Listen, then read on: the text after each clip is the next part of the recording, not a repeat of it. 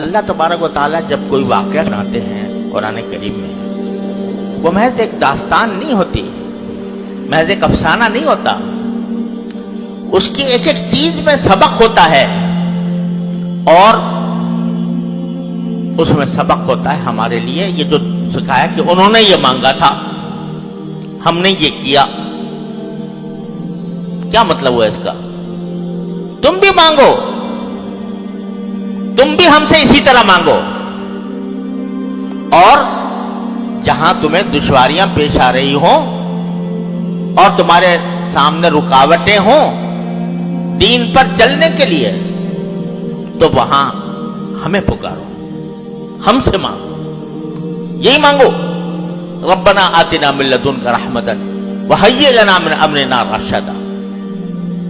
آج لوگ کہتے ہیں کہ جی دین پر عمل کرنا بڑا مشکل ہو گیا ہے، سارا معاشرہ بگڑا ہوا ہے، رشوت کا بازار گرم ہے، ہم کاروبار کریں تو کیسے کریں، بغیر رشوت کے کام نہیں ہوتا، ہم بازار میں نکلتے ہیں، گھر سے باہر نکلتے ہیں تو نگاہوں کو پناہ نہیں ملتی، اور نگاہوں کو کیسے بچائیں؟ مجلسوں میں بیٹھتے ہیں تو غیبتیں شروع ہو جاتی ہیں، کیسے بچائیں جبکہ پوری مجلس جو ہے وہ غیبتوں سے گرم ہے؟ کیسے بچائیں؟ تقاضا ہوتا ہے نماز باجماعت کا، اور ہمیں ایسے ماحول میں رہ رہے ہیں جہاں کسی کو فکر نہیں ہے، تو ہمارے دل میں بھی رکاوٹیں پیدا ہو جاتی ہیں۔ اگر سارا ماحول ایسا بگڑا ہوا ہے کہ اس میں ایک تنہا آدمی کیسے اس طوفان کا مقابلہ کرے، تو یہ دعا اللہ تعالیٰ نے تلقین فرمائی، ارے بھائی اگر مشکل پیش آ رہی ہے، دشواری ہو رہی ہے، پریشانی ہو رہی ہے، تو کیوں ہم کو نہیں پکارتے؟ کیوں ہم سے نہیں کہتے؟ کہو ربنا آتنا من لدنک رحمتا وہیئ لنا من امرنا رشدا۔ اے اللہ میں گر گیا ہوں اس ماحول کے اندر، ظلمتوں کا ماحول ہے، تاریکیوں کا ماحول ہے، گناہوں کا ماحول ہے، میں گر گیا ہوں، مجھے بچا لے اس سے۔ تو آپ مانگو گے، صدق دل سے مانگو گے، اخلاص کے ساتھ مانگو گے، تو ممکن نہیں ہے کہ رد ہو جائے۔ کوئی دعا اگر آدمی دنیا کے کسی مقصد کے لیے مانگتا ہے نا، یا اللہ مجھے فلاں ملازمت دے دے، فلاں منصب دے دے، تو وہ ضروری نہیں ہے کہ تمہیں وہ مل جائے۔ کیوں؟ اس لیے کہ جب اللہ تعالیٰ دیکھتے ہیں کہ اس بندے کو اگر یہ منصب دے دیا تو یہ اس کو خراب کرے گا، اس کے اندر تکبر پیدا ہو جائے گا، یہ دوسروں کے ساتھ ظلم کرے گا، نہیں دیتے اللہ میاں۔ اس لیے نہیں دیتے کہ تمہاری مصلحت کے مطابق نہیں ہوتا۔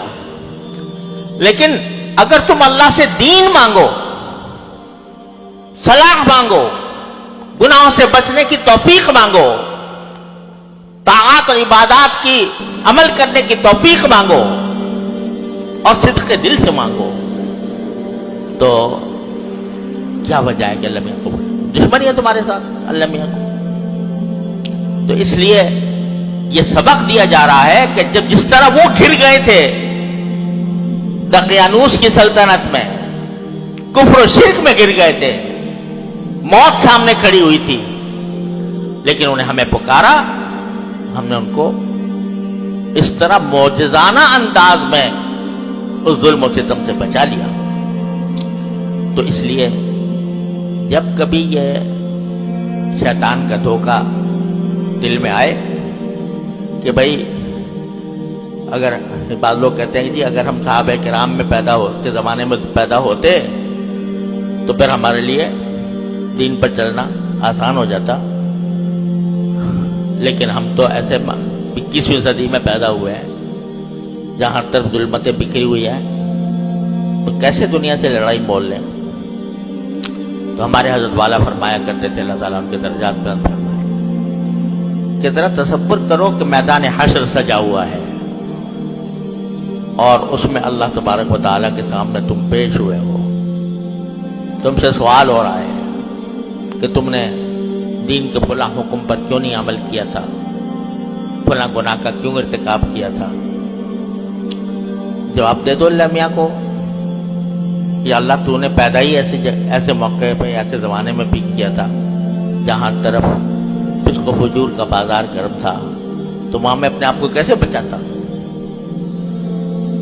تو اللہ تعالیٰ اس کے جواب میں اگر یہ فرمائے کہ اگر تمہیں مشکل پیش آ رہی تھی مجھ سے کیوں نہیں مانگا؟